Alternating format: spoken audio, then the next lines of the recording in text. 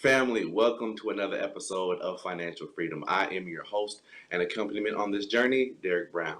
Look, we have a great show for you today, but first, I always have to say thank you. We started in the midst of a pandemic. 2020, we created a platform to be able to inspire and inform. And at The Hope TV, shameless plug, all caps, one word, you can find us on various platforms. But this show, I gotta say thank you for watching. We went from one show on this platform to over 35 different shows on this platform with millions of views from across the world. So thank you for watching this show, but also thank you for watching Hope TV. Family, we have a subject today that's going to talk about responsible real estate investing. And we got a couple of brothers who's going to put us on some game here. So, first we have John Clark. He has a background in accounting. He's been in real estate since 2006. Portfolio includes family homes, townhomes, condos. He has experience with fix and flips. Then we also have Joshua Gray.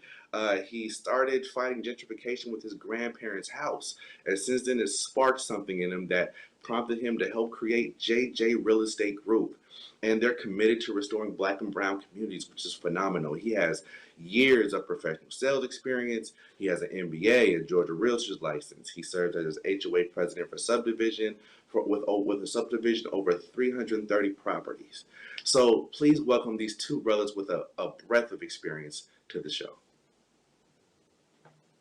All right. Hello. Hey. Fellas,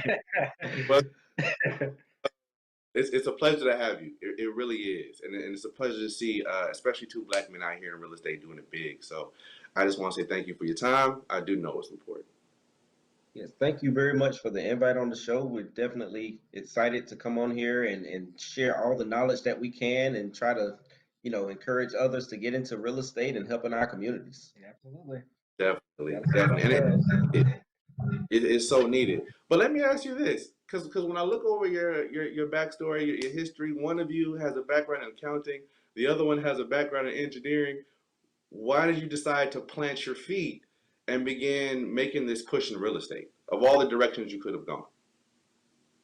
So as for me, I've kind of always had a passion for real estate, always growing up, just admiring houses and noticing the different styles of houses and things like that. And even in college, I remember, thinking about doing flips. Like, once I got some money saved up, I can do, I'm gonna get older and I'm gonna do flips. Not even worried so much about the accounting stuff that I was studying, but more so kind of like, okay, how can I apply this accounting stuff to actually real estate, which is what I'm really into.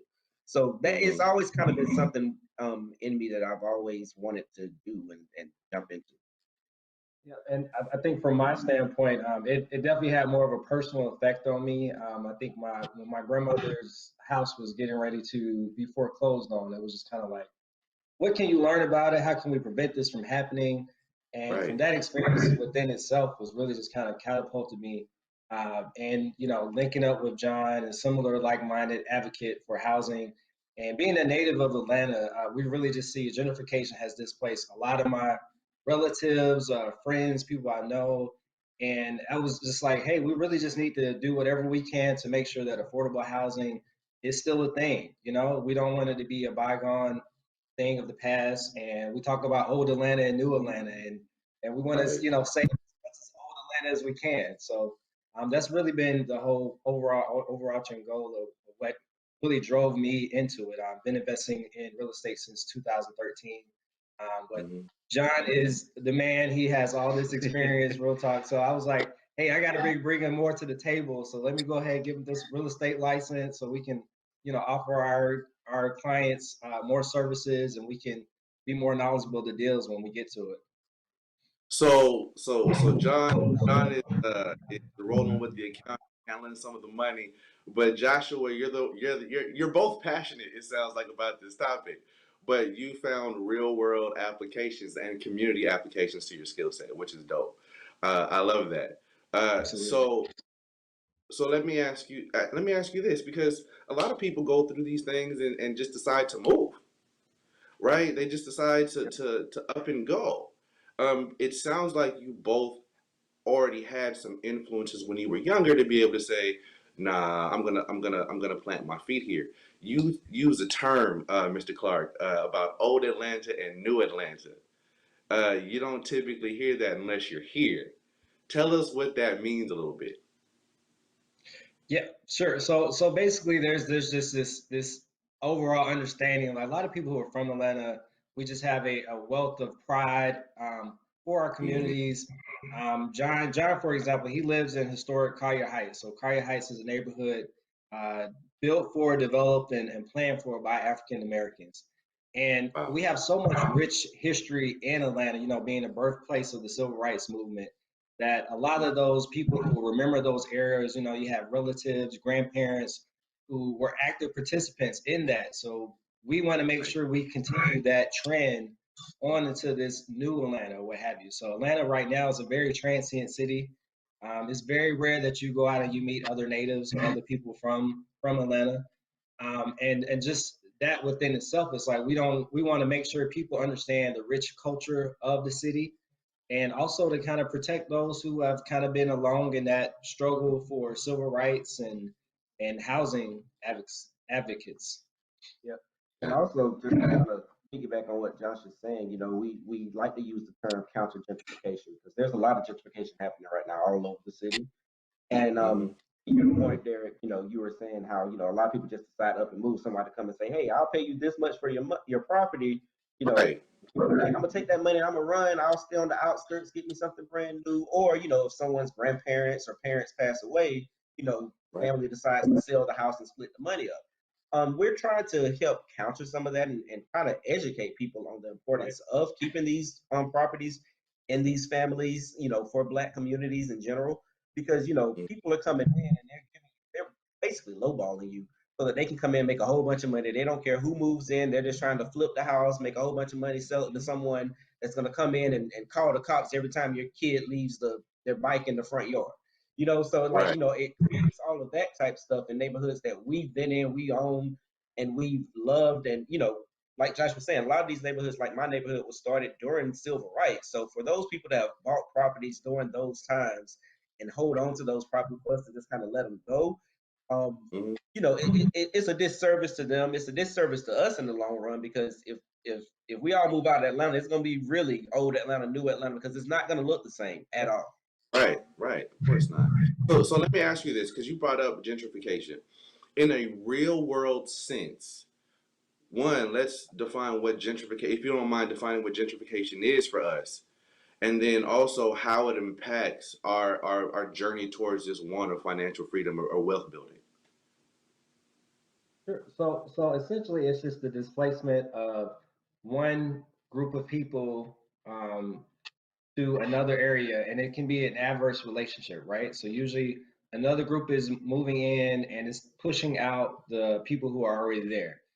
And we talk about it, and it's a phenomenon that's happening in most U.S. cities across the country.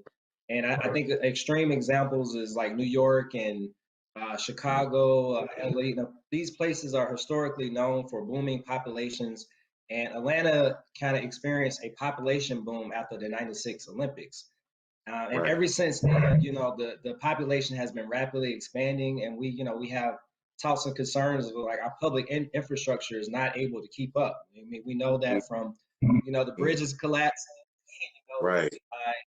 things of that. The traffic is crazy because the city was not on target to we weren't expecting to Yeah. rapidly It's a whole. increase as much as we have been. Right. Right.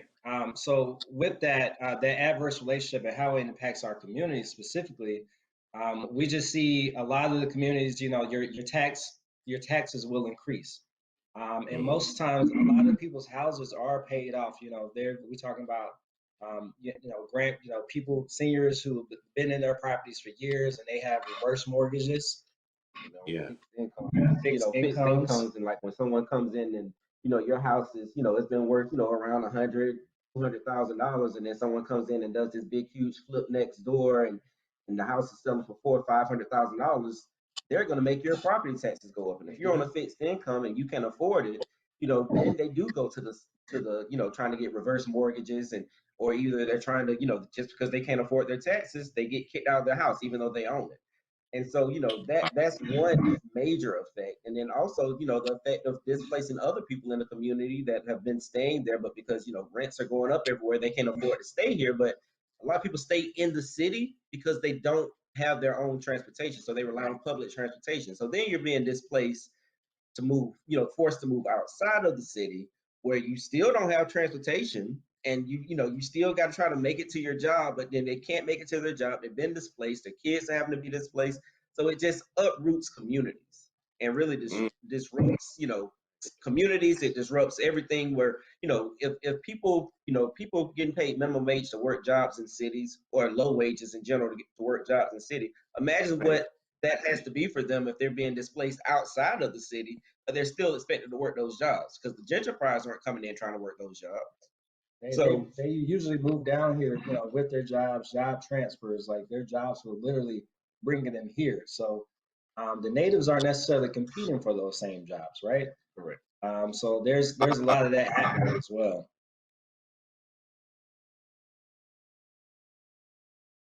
We're talking about purpose today and how to find it, how you get started in it. Whatever you do, if it doesn't make you happy, then don't do it. But if it really does not make you smile and give you joy in your heart, then find something else. The faith that I have, if it doesn't work out, I know because God gave it to me, some kind of ram gonna come from somewhere and help me figure it out, and it's all gonna come full circle.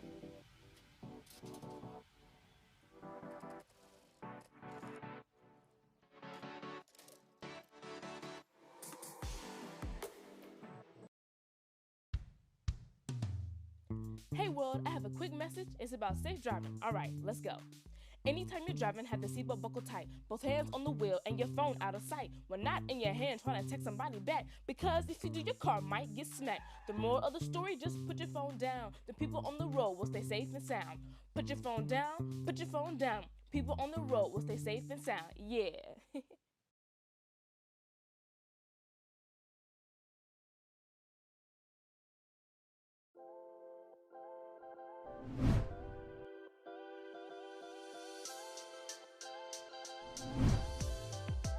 My manager, we didn't know nobody. We just knocking on doors and made it work. It was all about following my assignment. Looking on it now, because I understand what my assignment is, I was just following Christ as he led. You know what I'm saying? I always say you put Jesus Christ first, should never be last.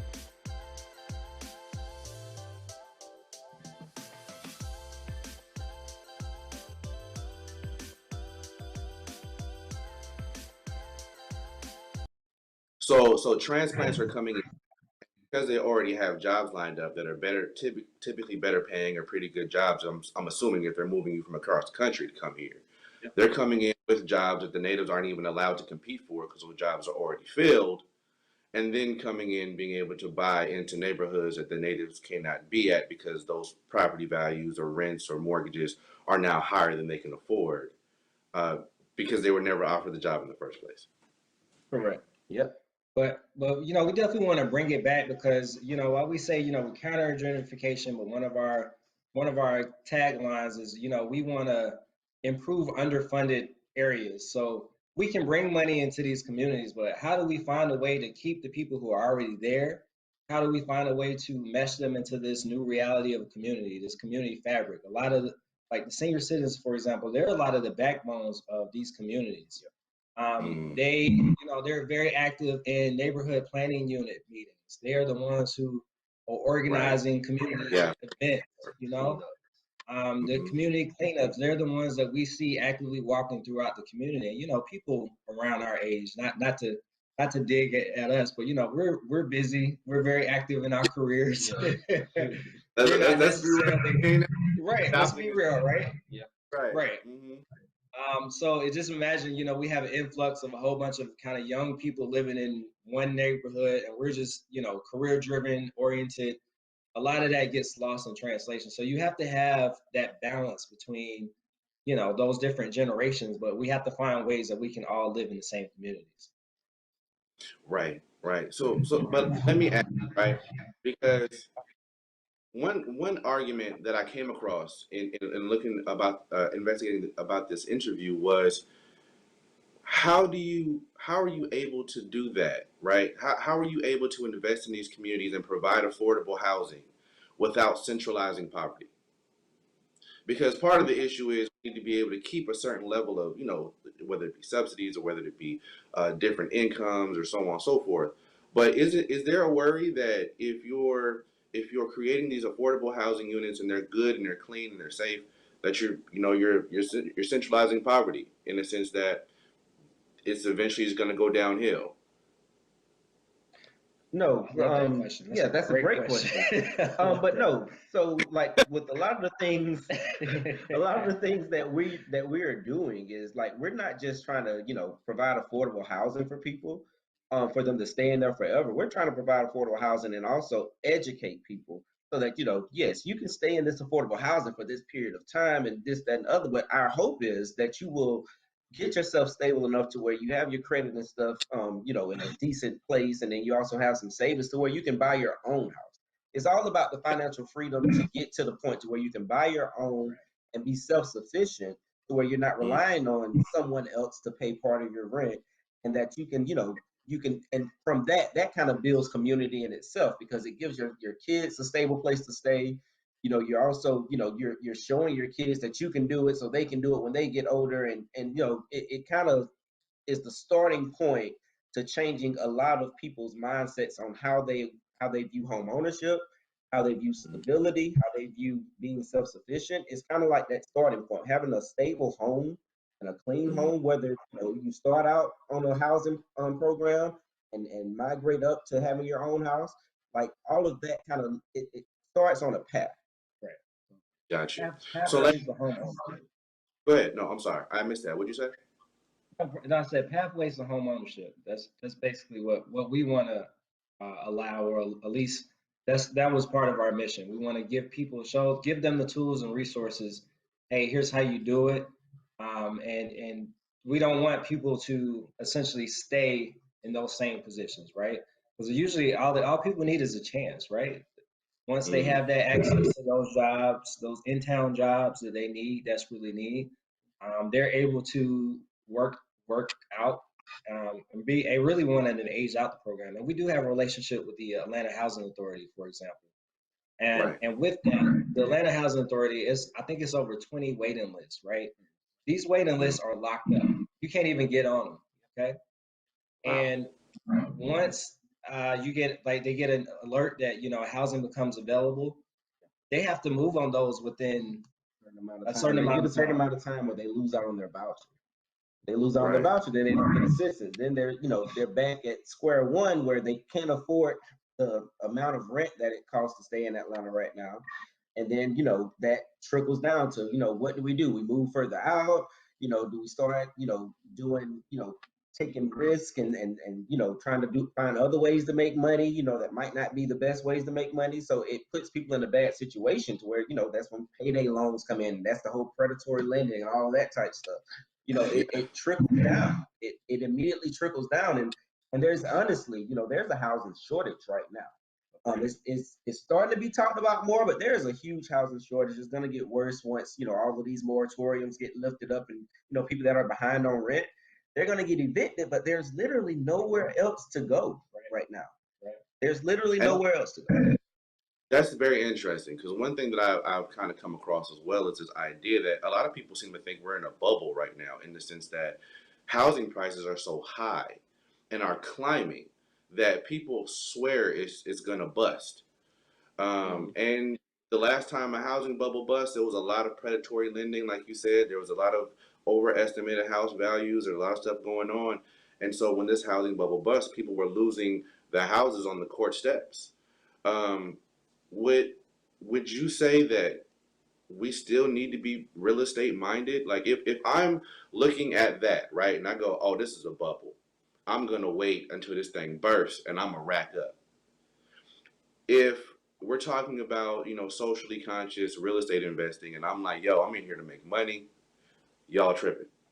What is socially conscious real estate investing, And how do you deal with those people who are just like, yo, man, I'm trying to make a buck? I mean, isn't that what real estate is for? Correct. And no, that is a very good question as well, because I mean, we're in business to make business well. We're not a nonprofit. Absolutely. So, but Right. there are still ways that you can make money. And like I said, really, we love the fact that we have a house on the Atlanta Housing Authority, that, you know, that we have properties with the Atlanta Housing Authority, because, you know, we are responsible landlords. So we're not just trying to do it just, you know, get the house. I'm not telling people don't go buy houses and rent them out, but get them and make sure that you're renting it out and being a good landlord to the people that are staying there, because you're gonna make your money in rent. Like, you know, that's, if that's what you're getting into it for, to buy a house and rent it out, you're gonna make your money in rent. You know, if you're getting a house to you know, flip it and this, that, and the other, then you start looking at other ways, you know, that most people think that's so much more profitable, and it can be, but it's also so much more harder when it comes to talking about flipping houses. Whereas, you know, if I buy a house and I rent it out, I'm collecting rent on it, making that money on it, but I'm also maintaining that house and maintaining the value of that house, so that later on, if I want to sell it later on down the road, it's really about the long game, not about the short term. Hey, let me make some quick money. Like, that's where I think people kind of get a little mixed up when it comes to real estate, trying to make quick, fast money, which in some cases you can do that. But if you're trying to be socially responsible and trying to actually build a legacy for yourself, there's nothing wrong with having a bunch of rental properties that are bringing you income in every month, and you're still keeping that value of the house. So whereas when you get older, if you got, you know, 10, 12 houses, you get older into retirement, you need some money, you know, outside of what's coming in from your retirement check or Social Security. If you need some money to do something, sell a house at that point then. You know what I mean? Like, Well, you yeah, have, oh, go ahead. you bring up a very good point. So what does it mean then for me to be a socially aware investor? I think you all have a project coming up. What does it mean for me to say, okay, I see these two brothers doing great things for the community. They're trying to create affordable housing. They're trying to make sure that our people retain some of the houses that have been passed down generationally. When they come to you and they say, hey, I'm interested, but what does it really mean to be both? You know, what does it mean when y'all say, hey, we're socially responsible? Is it just being a good landlord? Is it, I'm guessing now, right? Is it where we pick the houses? Is it who we choose to help? Is it all of that? Because it sounds so interconnected when y'all talk about it. It's just such a huge webbing. So honestly, it goes back down to real estate is predominantly the ways most people can attribute or grow their wealth, right? Black ownership is key. Black and brown marginalized communities. So the more properties that are Black owned, and that's kind of another one of our things, right? We're buying these properties, and the overall goal is to be able to have enough properties available. So yeah, we want to be able to get as many people off these waiting lists as we can, right? There also, another strategy is house hacking, right? We even talked about this amongst, you know, maybe we get other people to do this as well. House hacking is basically like you're buying a house, either you're renting out a room, or let's say it's a 2-level house, right? You have an upstairs and a basement. You live in one part and you're renting out the other part. Something very simple like that. But those situations within themselves, they can help contribute to accumulating wealth. It's as easy as just renting out space within your home.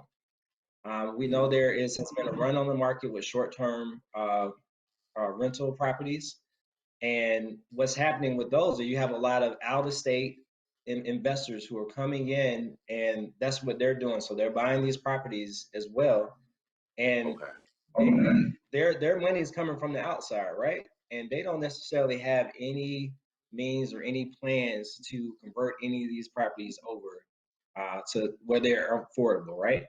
So our take on that is we want to make sure that no matter what we do, we do buy and hold strategies. So, you talked about our upcoming project. We recently purchased another property over in the East Point area. So we specialize in properties in Southwest Atlanta, and now we're going over to the East Point area. But our overall goal is to be able to take these properties, buy and hold them. We hold them, and We also are in the short-term rental market as well. We have the relationship with the Atlanta Housing Authority. We're doing that because we want to make sure that once we are able to, we get to the point where, hey, we can open all these properties up for people who have applied through the Atlanta Housing Authority, the voucher program. We want to make it a way that we have properties available. We also want to leverage the properties that we're accumulating now. We want to leverage that we want to get into multi-unit, you know, apartment complexes and things like that. But you know, we have to crawl before we can walk. So right now we're building our foundation to where, you know, we're buying properties and, you know, we're developing relationships with those properties. But overall, what we're trying to do is get to the point where we can utilize the properties that we currently have and use them as leverage for us to get something bigger, so that we can really one of our ultimate goals is to have a live, work, play place where people can live with affordable housing. We can provide decent work where they can learn skills so that they can take them to other places. Like I said, we want to build people up to where they can become self-sufficient, don't have to be on the housing program. And that's where our socially responsible part comes in.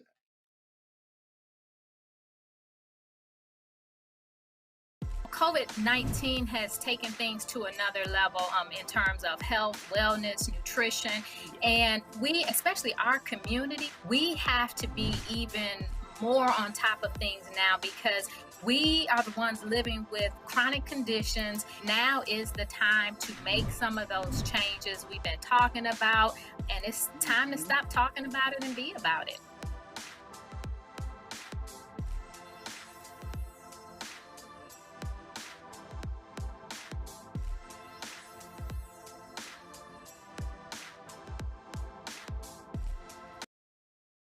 When I was in foster care, I never knew when I would have to move, so I always had my suitcase ready to go. Then one day, I was adopted. My new parents opened their hearts and home to me. My parents cook my favorite breakfast for me every morning. My parents take me on trips I never thought I would go on. They gave me a home and an even better reason to use that suitcase. My parents aren't perfect, but they're perfect for me. What's up, House of Folk? It's the Flavor King. Today, now we're going on the Orient Express, and then we're coming back south. Now we got some chicken fried rice and egg rolls, and then we're gonna end it up with that Southern red velvet cake. Y'all ready to bake? Let's go.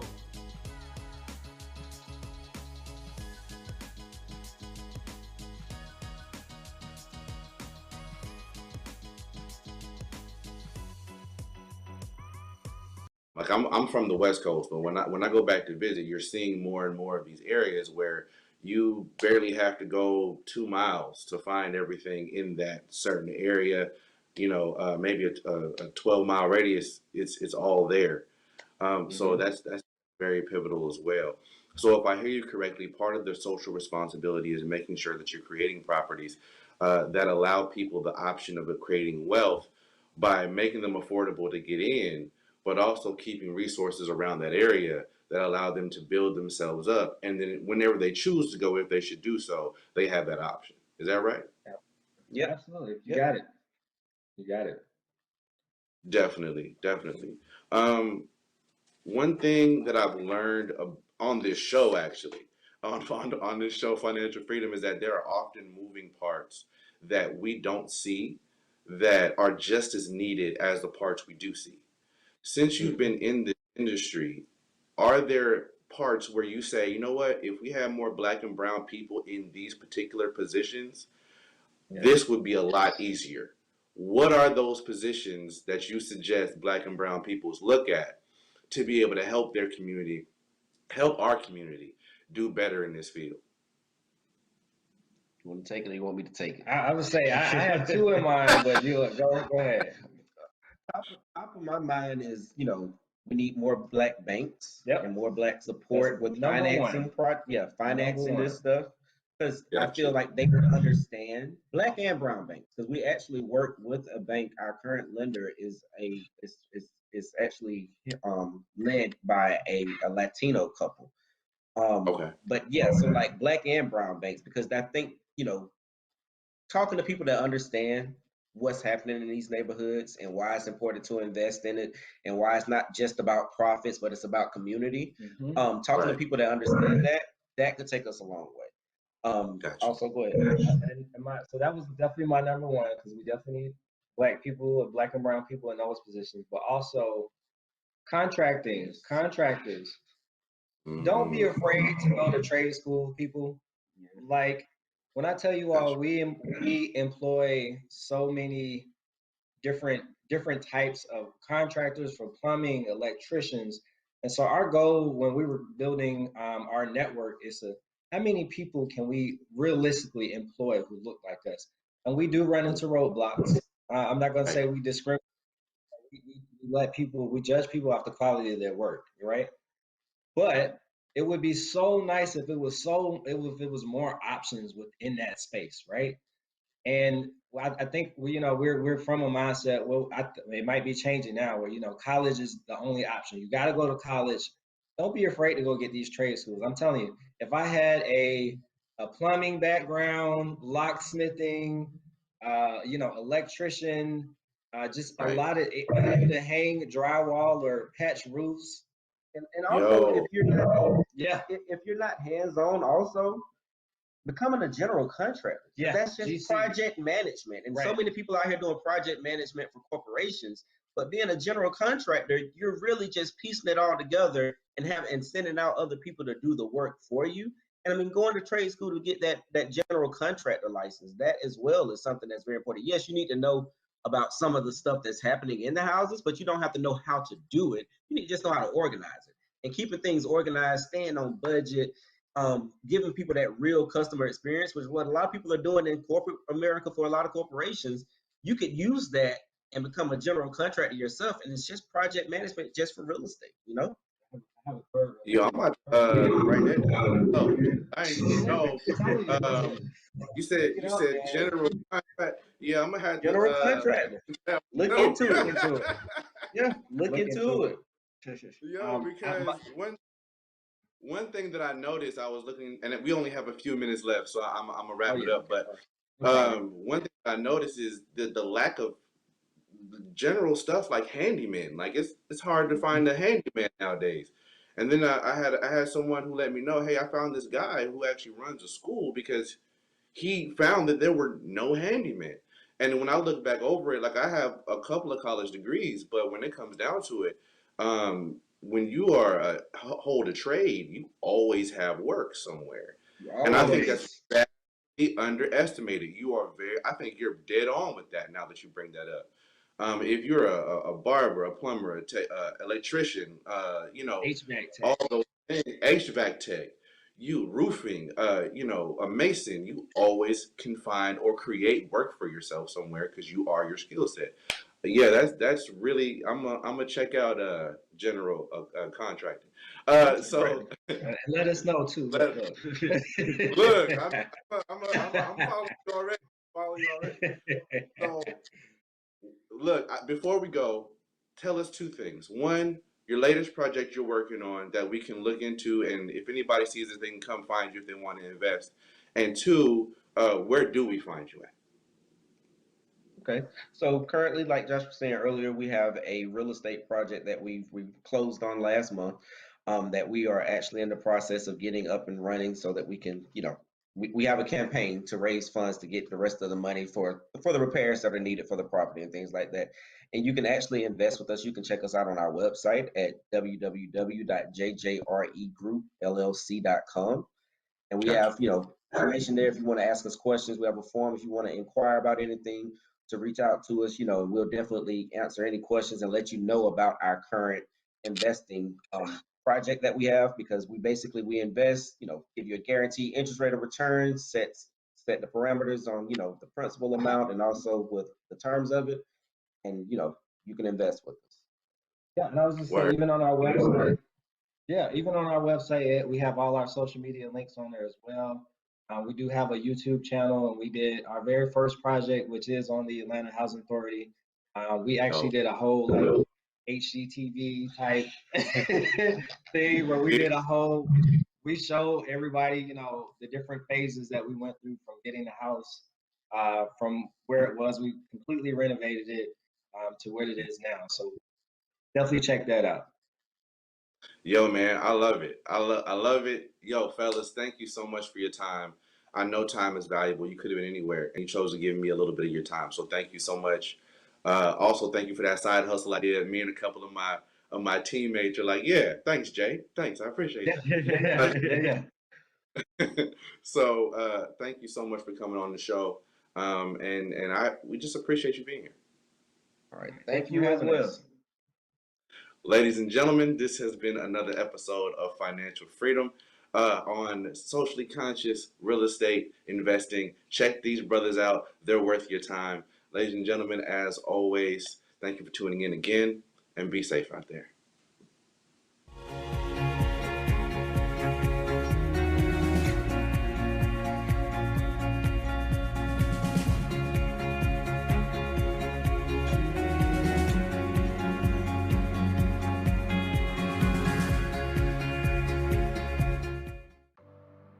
We've been through quite an ordeal over the past 16 months with the pandemic, but there seems to be some light at the end of the tunnel. People of color have been at the forefront of developing the vaccine, and we should try to educate as much as possible our African American and brown communities to get out and get the vaccine.